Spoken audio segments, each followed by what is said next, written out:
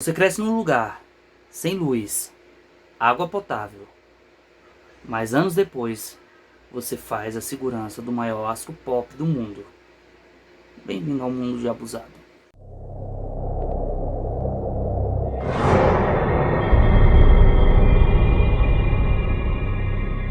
Aí outra coisa, se vocês escutarem uma música de fundo aí, é porque o vizinho tá fazendo uma festança aí.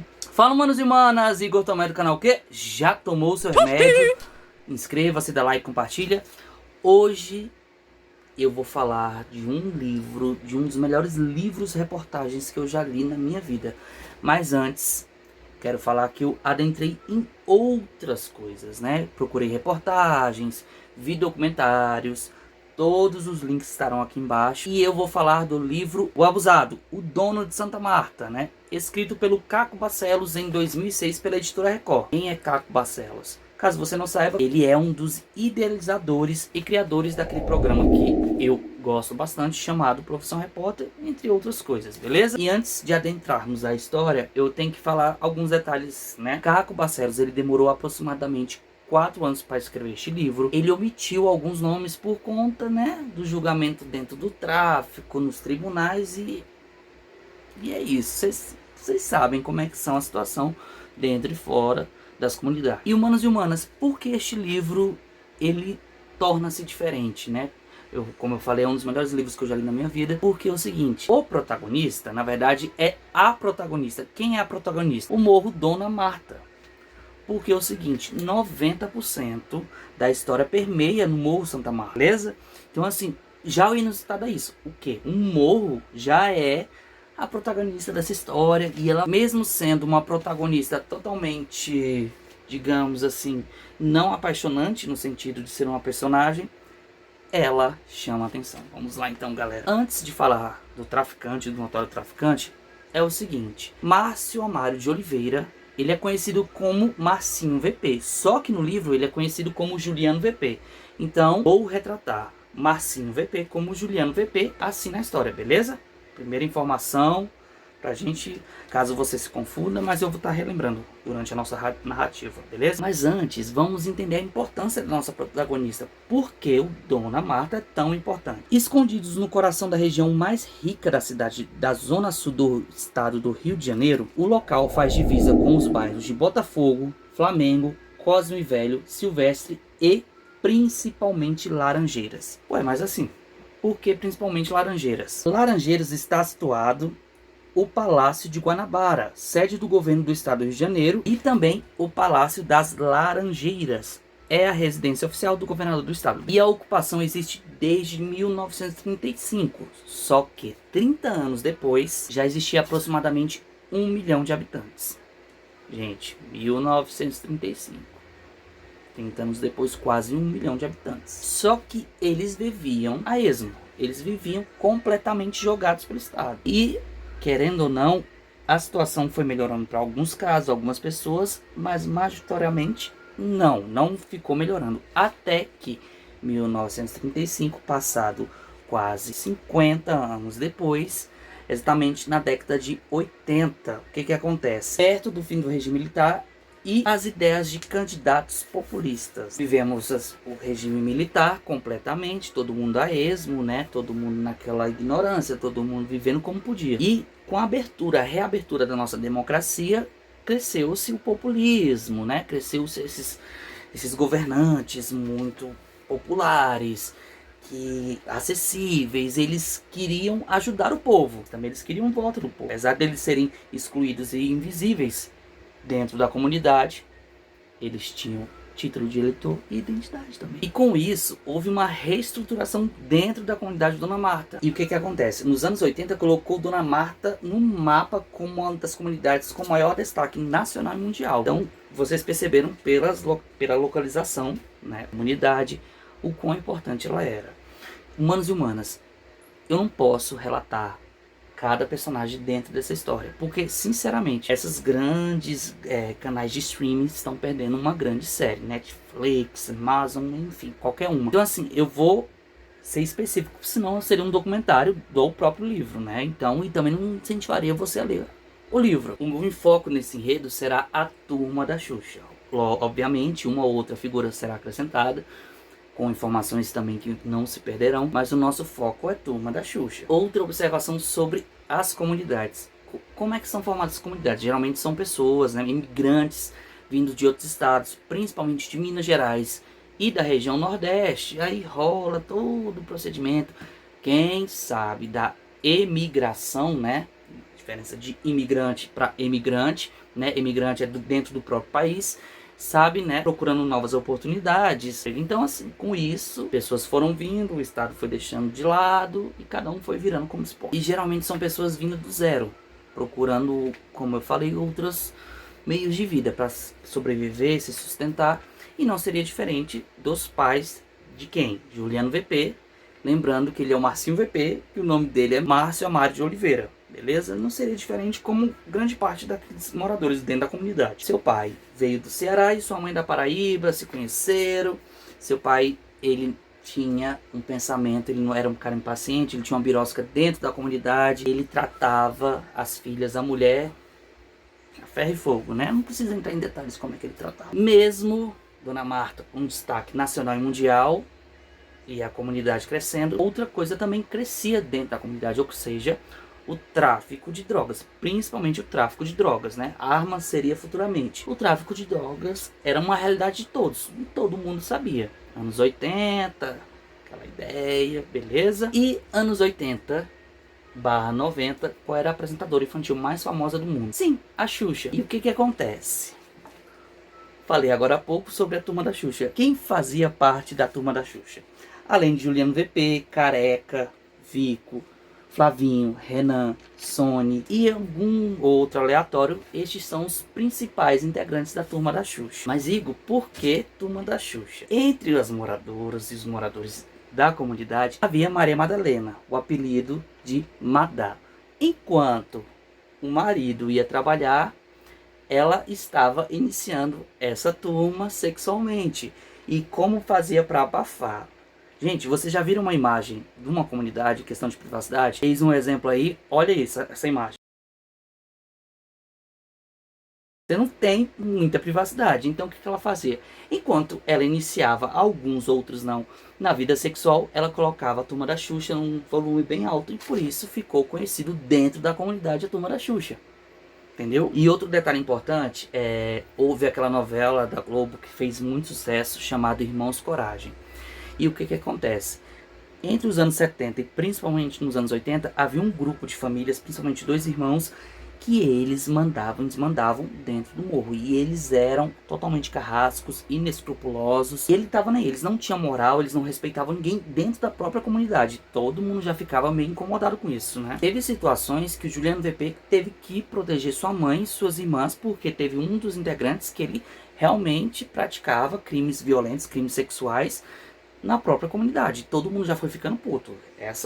Já foi criando uma situação problemática dentro do grupo. Então é o seguinte, o tempo foi passando, a Turma da Xuxa foi crescendo, né? Foi se desenvolvendo, a situação não melhorava tanto para um lado, tanto para o outro. E mesmo sob a liderança dos Irmãos Coragem, o tráfico aumentava.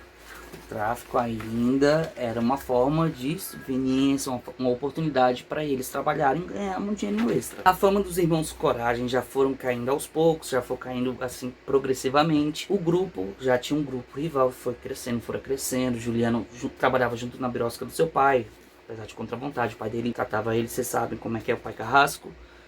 O que acontece? Então acontece uma debandada. Juliano, ele cansa do pai dele, ele cansa de brigar com o pai dele, ele acaba sendo expulso de casa e ele vai procurar abrigo com quem? O Paulista. Juliano, ele conseguiu essa ascensão, né? E ele conseguiu se envolver com o Paulista. Mas quem era Paulista? Paulista, ele fazia parte do Comando Vermelho e ele era, dentre inúmeros crimes que ele cometia, ele fazia parte de assaltante de banco. Se você saber da hierarquia dentro da escala criminosa, né? Assaltante de banco tá entre assim, o topo da pirâmide. E o Juliano fugiu de casa e ele conseguiu guarita junto com esse paulista. E o que estava crescendo mais também dentro do tráfico? O comércio da cocaína. Ou seja, mas de onde ela vinha? Então o que acontece? Juliano conquistou a confiança desse paulista, né? Do paulista. Tratava ele como um filho desgarrado. ele pegou e começou a fazer um tráfico entre Rio e Bahia. Rio e Bahia começou a fazer todo um tráfico e ele se deu muito bem, ganhando a confiança dentro do Comando Vermelho e Paulista. Até que aconteceu um vacilo e ele foi preso na Bahia. Isso em 1991, anos 90. Será que Juliano ele foi torturado dentro da delegacia, dentro do presídio? Eu não preciso entrar em detalhes. Mas o que acontece? Ele conseguiu fugir. A sua primeira fuga. Ele fugiu, só que ele foi direto voltar para o Morro Dona Santa Marta. Não. Ainda estava sob domínio do inimigo, né? Os irmãos Coragem e sua família. E o que acontece? Ele consegue reunir toda aquela turma da Xuxa de antigamente, que ainda todo mundo tá ainda vivo, tá ainda trabalhando. E vamos ao seguinte, vamos tomar o Morro Dona Santa Marta como nós. Ou seja, ele faz uma guerra civil dentro do morro. Então, não vou entrar em detalhes, pessoas morrem, tiroteio para um lado, para o outro. Até que, e outra coisa, outro detalhe, até com a ajuda dos próprios moradores, porque eles também não aguentavam mais essa ditadura que havia dentro da comunidade, né? Essa repressão total. E após as disputas, aquelas brigas, aquele tiroteio, Juliano e sua turma conseguem ganhar a liderança dentro da comunidade de Dona Santa Marta. Além de começar uma nova liderança, ele tem um objeto, que é um objeto de desejo da maioria dos bandidos entre os anos 80, 90, principalmente na Segunda Guerra Mundial. Ele consegue comprar um AK-47. Humanos e humanas, caso você não saiba o que é uma AK-47, primeiro, a AK-47 ela merece um vídeo solo, que futuramente trarei no meu canal, mas um resumo bem básico e breve. Criado na Segunda Guerra Mundial pelo general Mikhail Kalashnikov, não sei se pronuncia assim, obviamente, é considerado o melhor fuzil de assalto do mundo. Então, depois a gente vai fazer um vídeo só sobre essa. E outra coisa, que como, obviamente, qualquer pessoa que já percebeu, que já leu matérias, livros sobre morro, tráfico, enfim. Primeiro, a AK já ganhou o apelido de Jovelina. Então assim, a Jovelina era disputada, ela era almejada por muitos ali. E vocês já repararam que essa galera, eles nunca têm um nome próprio, é sempre o bandido. É Juliano VP, Marcinho VP, tem um outro personagem aqui chamado Caga Sangue, tem a Luz, enfim, eles nunca têm um nome, é sempre um apelido. E até hoje eu não sei explicar o motivo disso, mas sempre tem um apelido. Após Juliano entrar no poder, o poder dele era totalmente diferente dos antigos, né? O que acontece? Juliano é diplomático, Juliano é um cara que ele quer escutar os moradores, ele quer melhorar a vida de todo mundo. E antes havia execução, assim, à torta e à direita, mas agora com Juliano não. Ele escutava e também havia o tribunal na favela. Humanos e humanas, os tribunais nas favelas, segundo o relato do livro, vou lembrar aqui, são extremamente cruéis e uma forma de lição para todo mundo. Todo mundo via, presenciava. Detalhe, criança até idoso. Não tinha limites, não tinha essa ideia de 18 anos, não. Era uma forma de corrigir tanto moralmente quanto fisicamente, né, a pessoa e os demais que estavam vivendo e olhando. E eu vou dar um exemplo aqui, como eu falei, né? Sempre a norma, em vários tipos de organizações, tribos, seitas, né? Existem as suas normas, seus ritos, suas leis. E é o seguinte, com o Juliano, como eu falei agora há pouco, ele era mais democrático. O que acontece? No embalo da cocaína, um dos embaladores lá, ele acabou desviando aproximadamente 20 gramas de cocaína pura. E o que acontece? Houve toda uma votação, houve toda uma democracia dentro dessa galera. Alguns defendiam o cara que usou naquela fissura, doido para usar. Outros não. Ele acabou sendo penalizado, que eu não vou entrar em detalhes. Leia o livro para você entender. E o que acontece? Dessa forma, Juliano ele ganhava mais poder e respeito dentro da comunidade. E ele se firmava mais, como um cara mais democrático, um cara mais paciente, parcimonioso. E ainda no começo dos anos 90, né? Juliano ele estava no poder, mas grupos são feitos, são refeitos. E novas organizações vão sendo criadas. Até que, dentro desse mundo criminoso, cada um quer mostrar o seu poder, quão ele é poderoso ele é, quão ele pode fazer. E o que acontece? Entrou uma onda nos anos 90 em um dos crimes mais antigos da humanidade, que é o sequestro. Embora fosse uma novidade no Brasil, o caso mais assim memorável durante a ditadura foi o caso do embaixador, aquele rolê, e isso ainda é lembrado. Só que teve nos anos 90 dois casos importantes de sequestro. Lembrando, Juliano ele era assim. Eu não sou contra, mas também não sou cabeça dessa situação. Humanos e humanos. Os dois casos dos anos 90 assim, mais memoráveis de sequestro. Vocês lembram do sequestro do publicitário Washington Oliveto? Lembra? Coloca a foto dele aí. E outro caso bem emblemático também, que é um dos irmãos do Zezé de Camargo e Luciano, que até decepara o orelha dele. Com certeza vocês devem lembrar desse. Caso você não lembre, que você é muito novo, pesquisa aí na internet, vocês vão saber. Isso aí deu uma repercussão assim a nível mundial. Mas por que eles se sequestravam? Para afirmar o seu poder. Olha aqui, ó. Vocês que têm grana, vocês que pensam que têm dinheiro, vocês também são muito vulneráveis, igual a gente lá da favela do morro. Então vocês tomam muito cuidado. Então, essa é uma situação, é o seguinte: cadê a tua força? Cadê o teu poder? Então eles também sabiam usar a estratégia. Infelizmente, cada um usa estratégia, a sua inteligência, para qualquer coisa. E novamente, Dona Marta, ela fica famosa nacionalmente. Passou-se um tempo, todas as situações de sequestro foram solucionadas. Agora, humanos e humanas. Por meio de uma disputa entre Morro Dona Marta e Rocinha, considerada a maior favela do mundo até então, a produtora Skylight escolhe Dona Marta para a gravação de um clipe. Quem iria dirigir o clipe era ninguém menos do que Spike Lee. Ele mesmo que escolheu o morro Dona Marta por conta dos seus contrastes. Como assim seus contrastes? À frente do morro estava a Lagoa Rodrigo de Freitas, atrás a Baía de Guanabara e à esquerda estava o Pão de Açúcar. Mas antes de falar quem vem gravar o Brasil, que com certeza pela thumb vocês já sabem quem foi que veio gravar um clipe aqui no Brasil, eu vou ler a página 328 e 329 do livro. Dias antes das gravações, a vinda de Jackson ao Brasil ainda não estava confirmada devido à polêmica diplomática gerada pelo clipe. O então secretário estadual de Comércio e Turismo do Rio de Janeiro, Ronaldo César Coelho, e o ministro dos Esportes da época, Edson Arantes do Nascimento, o Pelé, promoviam uma campanha contra a gravação do clipe na favela. Alegavam que a exposição da pobreza dos morros brasileiros era negativo para a imagem do país no exterior. E mesmo toda essa polêmica, né, o Pelé ministro dos esportes, em 1996, exatamente em fevereiro, num domingo, desce o maior astro pop do mundo. Vocês sabem que eu amo Michael Jackson, para mim não tem igual. Enquanto espera, Michael vai aquecendo os músculos. Chegou a hora tão esperada. Começa a gravação. Esta batida é do Olodum. A camiseta também.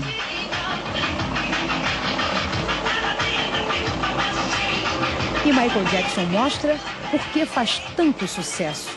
Porque é um superstar.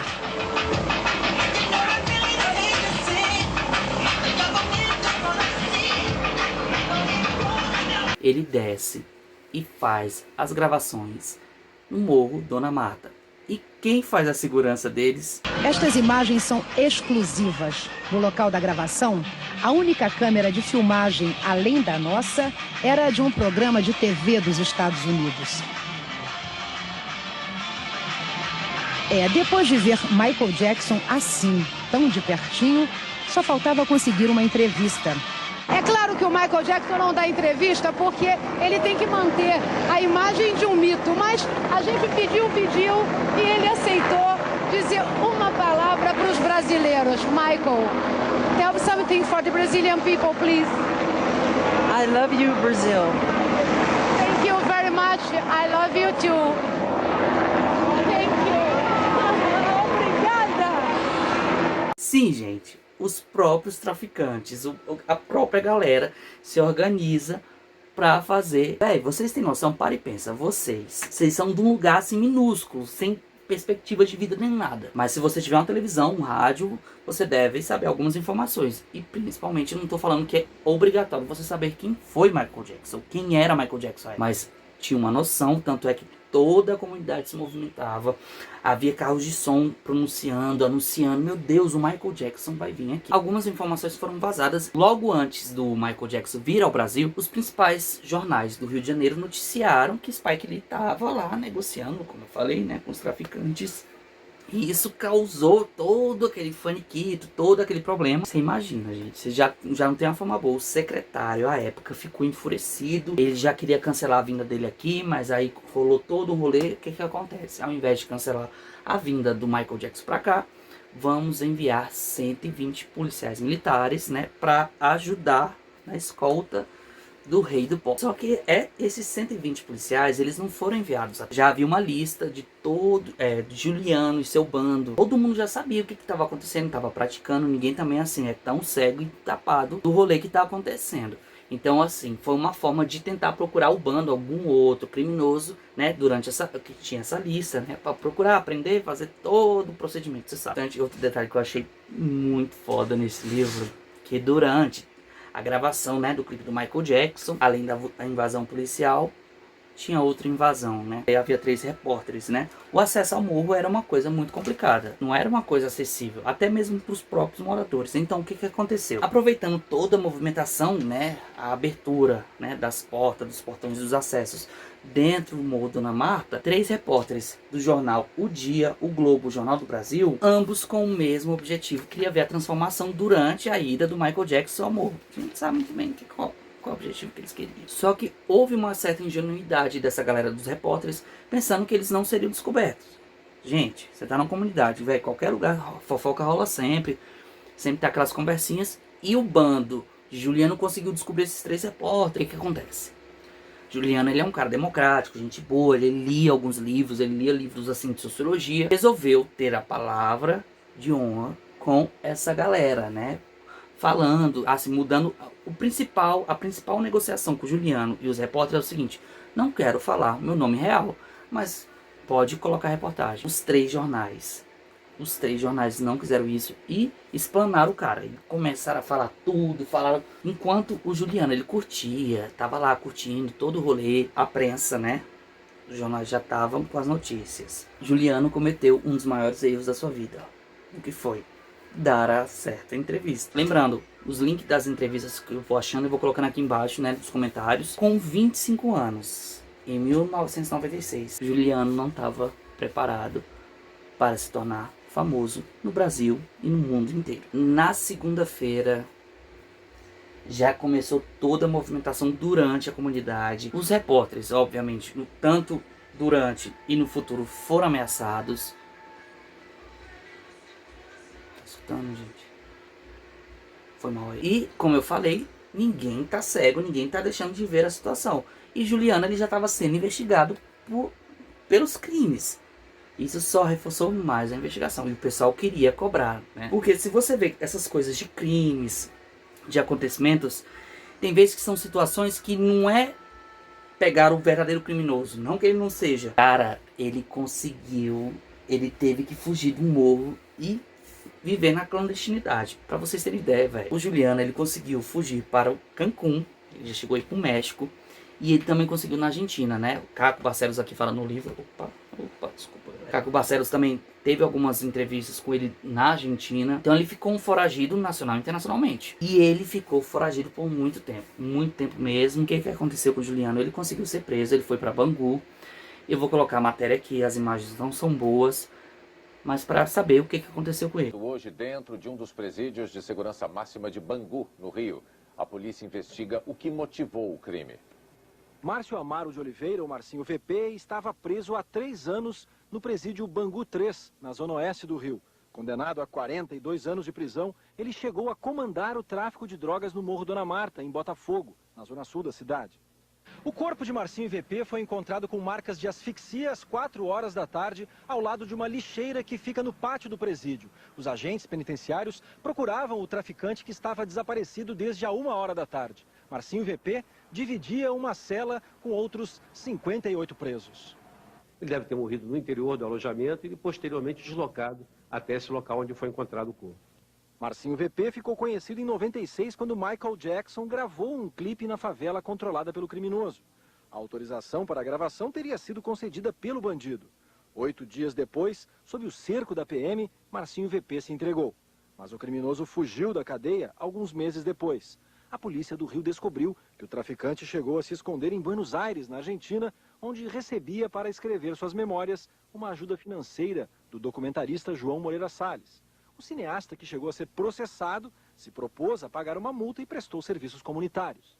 3 anos e meio após a fuga, Marcinho VP foi capturado pela segunda vez numa favela da zona norte do Rio. Ele estava sozinho e não reagiu. Vale lembrar, não confundir Juliano VP com Marcinho VP, porque também se você colocar aqui no YouTube vai pesquisar e acontecer de encontrar. E o que acontece? Este livro causou tanta repercussão, tanto positiva quanto negativa. E outra coisa, isso aqui foi um breve resumo, não sei quanto tempo vai ficar esse vídeo, isso aqui foi um breve resumo de toda uma história, um enredo com várias histórias interessantes, com personagens totalmente cativantes, outros bem escrotos. E o que eu recomendo é o seguinte: leia este livro. E o bom saber é o quê? Que algumas coisas dentro da comunidade mudaram, outras não. Infelizmente é isso. Tchau, obrigado.